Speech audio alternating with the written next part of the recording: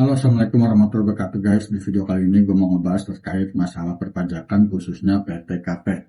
Dan sedikit-sedikit kita singgung masalah tapera yang lagi isunya panas ini nih. Karena pemerintah tetap akan melanjutkan masalah isu tapera ini. Oke, kita mulai aja ya. Jadi PTKP itu apa sih? Yaitu penghasilan tidak kena pajak yang merupakan batas minimum penghasilan yang tidak dikenakan pajak. Jadi batas minimum penghasilan yang tidak dikenakan pajak. Dasar dari PTKP ini adalah untuk meringankan masyarakat yang memiliki penghasilan di bawah PTKP.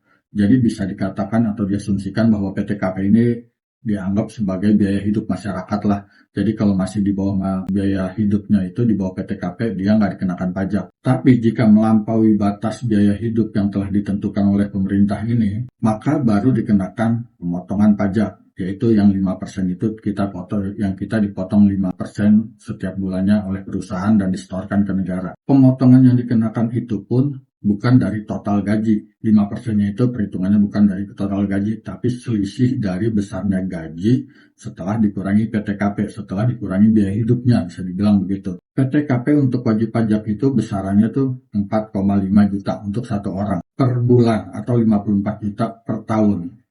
Nanti ada perhitungan-perhitungannya tuh. Jadi jika masyarakat mendapatkan gaji di bawah 4,5 juta, maka penghasilannya tidak akan dipotong pajak. Tapi jika melebihi 4,5 juta, misalnya 5 juta, maka yang dikenakan pajak itu hanyalah penghasilan yang 500 ribunya, yaitu 5 juta dikurang 4,5 juta tadi, dikurangin PTKP. Tapi kalau dia punya tanggungan, maka PTKP-nya pun bertambah. Misalkan kawin dengan tanggungan 3, maka istrinya itu ditambahkan sebesar 375.000 per bulan dan tanggungannya 3 dikali 375.000 per bulan. Sehingga totalnya per bulan PTKP-nya tidak lagi 4,5 juta tapi menjadi 6 juta rupiah per bulan. Jadi kalau dia gajinya 5 juta tapi udah kawin dan misalkan punya tanggungan 3, maka 5 juta itu dia tidak dikenakan pajak. Tapi kalau dia masih sendiri, maka 5 jutanya itu dikenakan pajak sebesar 5% dikali 5 juta dikurang 4,5 jutanya. 5% kali 500 ribu, sekitar 25 ribu rupiah ya. Nah, kontradiksinya dengan tapera, sekarang kita masuk ke tapera. Jika pajak dasarnya atau patokannya adalah kebutuhan hidup atau PTKP sebelum dilakukan pemotongan, maka berbeda dengan tapera yang menjadi dasar pemotongannya adalah upah minimum. Sebagaimana kita tahu kan masih banyaklah upah minimum daerah yang masih di bawah PTKP. Misalnya upah minimum di satu daerah adalah 3 juta, maka bagi pajak itu dia belum dikenakan pajak.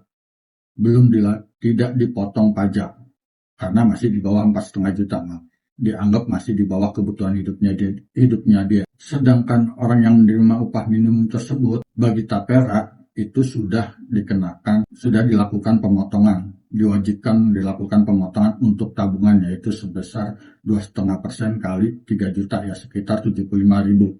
Nah, inilah yang menjadi tambahan beban bagi masyarakat karena dari 3 juta itu dia untuk kebutuhan hidupnya aja udah nggak cukup dan dia nggak mungkin menabung, dipotong untuk tabungan 75 ribu sebulan. Padahal kita tahu prinsipnya menabung itu adalah harus dipenuhi kebutuhannya, selisihnya baru bisa ditabung, kan begitu.